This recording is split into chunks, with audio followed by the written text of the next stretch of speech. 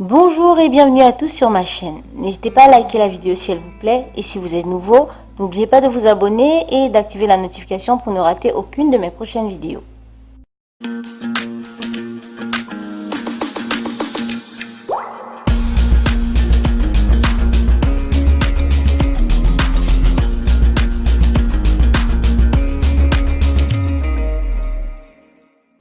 Bonjour et bienvenue à tous dans cette vidéo consacrée au parfum. Dans un premier temps, on va dire pour commencer, je vais vous parler de son histoire, c'est-à-dire son évolution de l'Antiquité jusqu'à nos jours.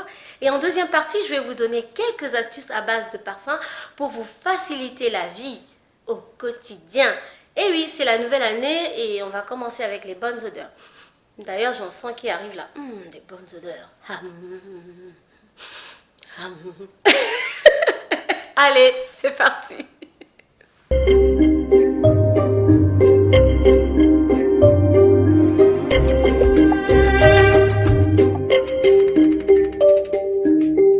Le mot parfum vient de perfumum, par la fumée. Et au départ, ce sont les Égyptiens et les Grecs qui brûlaient des essences et gommes aromatiques en l'honneur des divinités. En effet, cette fumée qui s'élevait était un lien direct avec les dieux pour les honorer, les remercier de leur bienveillance et obtenir leur protection. L'Égypte étant considérée comme la mère de la parfumerie, elle n'omit pas de transmettre son savoir à ses voisins les plus proches qui étaient les Grecs, les Phéniciens, les Crétois.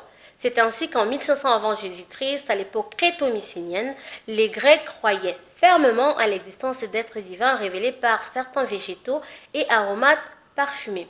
Ils pensaient aussi que le parfum, en fait, les bonnes odeurs chassaient les mauvais esprits. C'est ainsi que les morts étaient enterrés préalablement bien parfumés et accompagnés d'un flacon de parfum. Au-delà du caractère sacré du parfum, les Grecs croyaient également qu'il avait des vertus curatives. C'est ainsi qu'ils utilisaient des plantes comme la menthe, l'origan, la fleur d'amandier, le myrte, pour ne citer que celle-là. Dans cette même lancée, les gladiateurs romains se massaient le corps avec des huiles à base de menthe ou de basilic pour fortifier leurs muscles.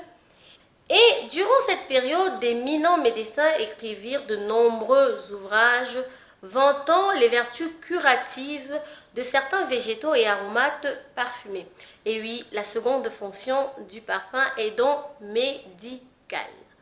Et en parlant de cette fonction, la plus ancienne recette thérapeutique nous vient d'Égypte. Il s'agit du kifi. Et oui, le kifi, c'était un parfum qui servait à soigner les maladies pulmonaires, intestinales et hépatiques. Il permettait également de détendre, comme le fait le vin, sans vous saouler, bien sûr.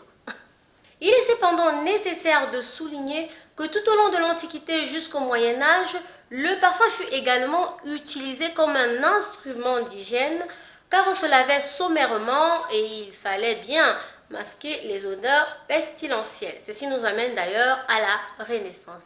Parlant de Renaissance, c'est la période des navigateurs qui voguent de contrée en contrée avec leurs bateaux et ramènent de leur voyage de nouveaux produits parfumés d'Amérique et d'Inde. C'est le cas d'Alexandre le Grand qui ramène de ses voyages l'ambre gris, le musc et le cédrat. Il soigne de ces aromates à longueur de journée pour échapper à sa condition et voilà affirmer sa position sociale dans la société. Les reines, les courtisanes se passionnent également pour le parfum à cette période et ceci se répand vraiment de façon fulgurante dans la France grâce à Catherine de Médicis. Et c'est d'ailleurs l'apparition des premiers apothicaires, des premiers parfumeurs gantiers. Et les centres de parfumerie se déplacent alors d'Italie vers Montpellier et de Montpellier vers Grasse. De 1789 à 1850, c'est l'ère du romantisme.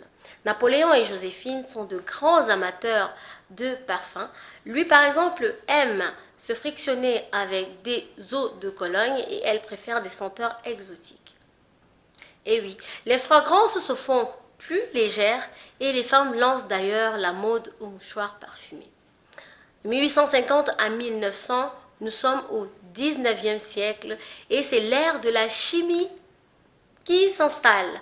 Les laboratoires synthétisent les molécules qui vont donc révolutionner l'industrie du parfum. Et dans cette lancée, les grandes verreries vont fabriquer en nombre illimité des flacons en verre, entraînant ainsi l'essor de célèbres maisons de parfums telles que Guerlain ou Bigan ou Pivert. La parfumerie moderne est née.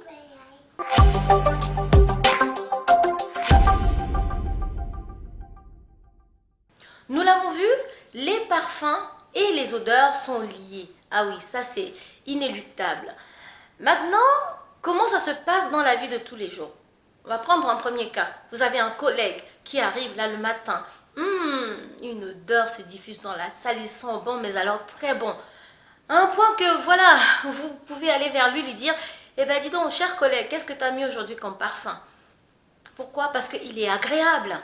Et cette personne, vous allez avoir envie de rester à côté de lui. Vous êtes toujours tenté d'être vers cette personne. Pourquoi? Parce qu'elle dégage quelque chose de positif, c'est-à-dire une bonne odeur. On va le prendre dans un autre cas, le lieu où vous habitez. Si vous arrivez dans un lieu d'habitation ou un bureau même qui est négligé, on a l'impression que le balai n'est pas passé là depuis des siècles, ça c'est sûr, vous n'allez pas être à l'aise, ça c'est sûr. Sûr, au premier abord, vous allez dire, wow, où est-ce que j'ai atterri? Oui, pourquoi? Parce que tout de suite, vous allez vous sentir agressé, vous allez vous sentir mal à l'aise. Et c'est ça qu'on appelle les odeurs. Ah, ça, c'est les odeurs. Et tout de suite, votre nez va le sentir que là, c'est pas bon, ça sent pas bon. C'est ce qu'on appelle l'odeur physique. Voilà, c'est ce que votre nez perçoit. Maintenant, il existe ce qu'on appelle l'odeur psychique.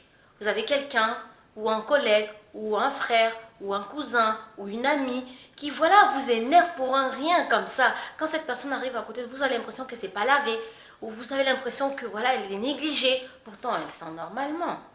Voilà, mais vous sentez qu'il y a quelque chose qui ne va pas. Et exactement la maison, ça peut être pareil. Vous arrivez dans une maison, tout est rangé, tout est au taquet, propre, clean. Mais vous dites, il y a quelque chose qui ne va pas ici, je ne me sens pas bien, ça sent pas bon, peut-être les toilettes, ils n'ont pas tiré la chasse. Ça, c'est l'odeur psychique. Et pour rester dans cette histoire d'odeur psychique, on va prendre les 4 éléments. Nous avons la tête, c'est-à-dire qui est le feu. Nous avons la poitrine, qui est l'air. Nous avons l'eau, l'abdomen, et nous avons la terre, les 4 éléments. C'est-à-dire, voilà, c'est les 4 éléments. L'eau, l'air, l'eau et la terre. Maintenant, quel est l'élément qui diffuse les odeurs? C'est l'air. Et spirituellement, l'air est lié à quoi? À votre évolution sociale, la réussite sur tous les plans et le plus important, la santé.